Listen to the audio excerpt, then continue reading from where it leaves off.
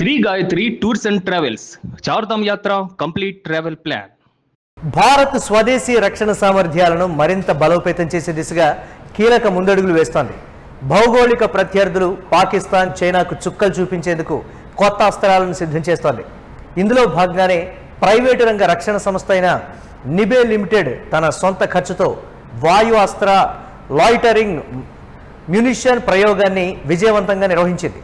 గత నెల 18-19 తేదీల్లో రాజస్థాన్లోని పోఖ్రాన్లో, ఆ తర్వాత 26-27 తేదీల్లో ఉత్తరాఖండ్లోని జోషిమఠ్ వద్ద ఈ ప్రయోగాన్ని నిర్వహించినట్లు ఆ కంపెనీ తెలిపింది.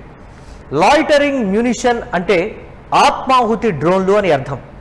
మానవరహిత వైమానిక ఆయుధాలైన ఇవి ఆకాశంలో తిరుగుతూ ఉంటాయి. ఏదైనా లక్ష్యాన్ని గుర్తించిన వెంటనే దానిపై విరుచుకుపడతాయి.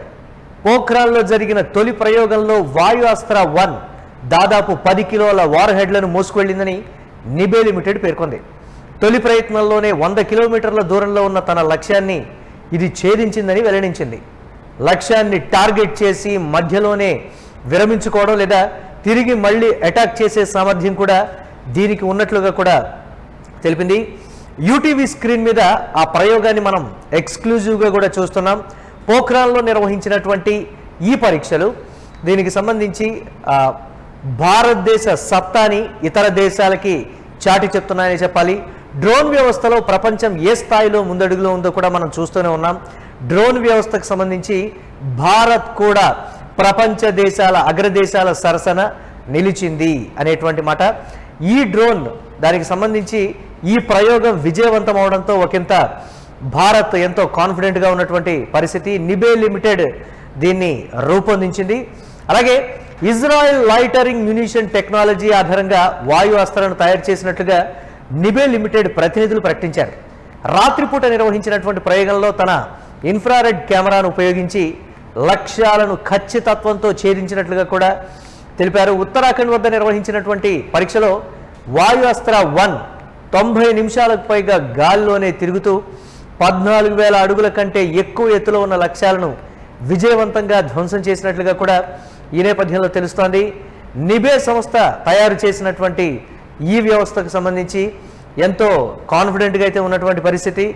సుదూరమైనటువంటి లక్ష్యాలు ఒక డ్రోన్ వ్యవస్థ ద్వారా టార్గెట్ చేసి ఖచ్చితత్వంతో ఛేదించడం అంటే అది మామూలు విషయం కాదు. భారతదేశం అంటే ఇజ్రాయిల్ దానికి సంబంధించి ఆ వ్యవస్థతో కొలాబరేట్ అయ్యి నిర్వహించినటువంటి ఈ పరీక్షలో, పోఖ్రాన్లో నిర్వహించినటువంటి ఈ పరీక్ష విజయవంతం అవడంతో దీనికి సంబంధించి భారత ఉన్నతాధికారులు కూడా ఎంతో సంతోషం వ్యక్తం చేస్తున్నటువంటి పరిస్థితి ఉంది. స్వదేశీ రక్షణ సామర్థ్యాలను భారత్ మరింత బలోపేతం చేసింది. స్వదేశంలో ఇలాంటివి మేము తయారు చేసుకోగలం, ఇది మా సత్తా అని ప్రపంచానికి చాటి చెప్పకనే చెప్పింది భారత్.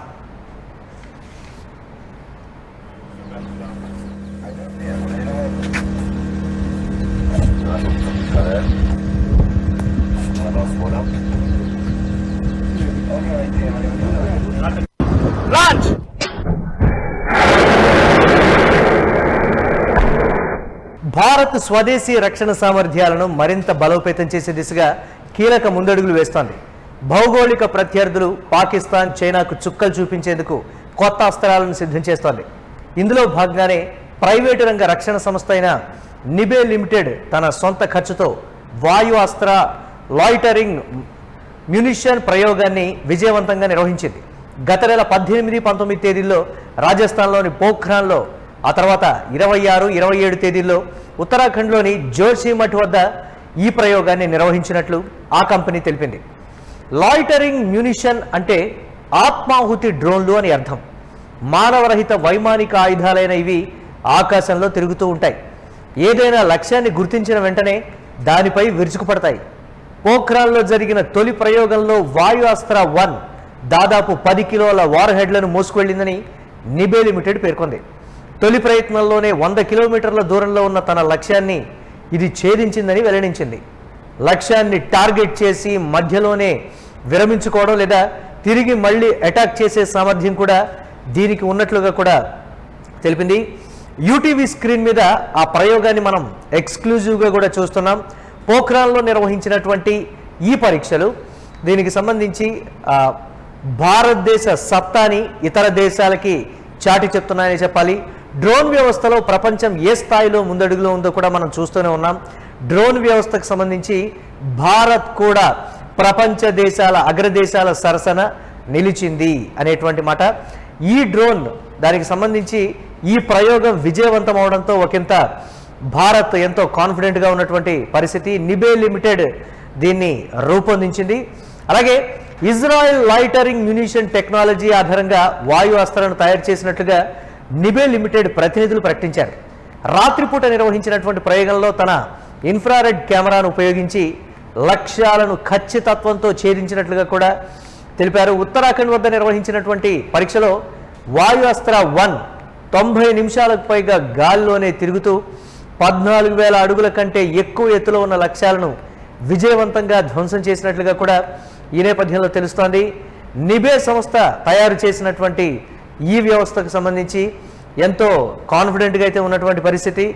సుదూరమైనటువంటి లక్ష్యాలు ఒక డ్రోన్ వ్యవస్థ ద్వారా టార్గెట్ చేసి ఖచ్చితత్వంతో ఛేదించడం అంటే అది మామూలు విషయం కాదు. భారతదేశం అంటే ఇజ్రాయిల్ దానికి సంబంధించి ఆ వ్యవస్థతో కొలాబరేట్ అయ్యి నిర్వహించినటువంటి ఈ పరీక్షలో, పోఖ్రాన్లో నిర్వహించినటువంటి ఈ పరీక్ష విజయవంతం అవడంతో దీనికి సంబంధించి భారత ఉన్నతాధికారులు కూడా ఎంతో సంతోషం వ్యక్తం చేస్తున్నటువంటి పరిస్థితి ఉంది. స్వదేశీ రక్షణ సామర్థ్యాలను భారత్ మరింత బలోపేతం చేసింది. స్వదేశంలో ఇలాంటివి మేము తయారు చేసుకోగలం, ఇది మా సత్తా అని ప్రపంచానికి చాటి చెప్పకనే చెప్పింది భారత్.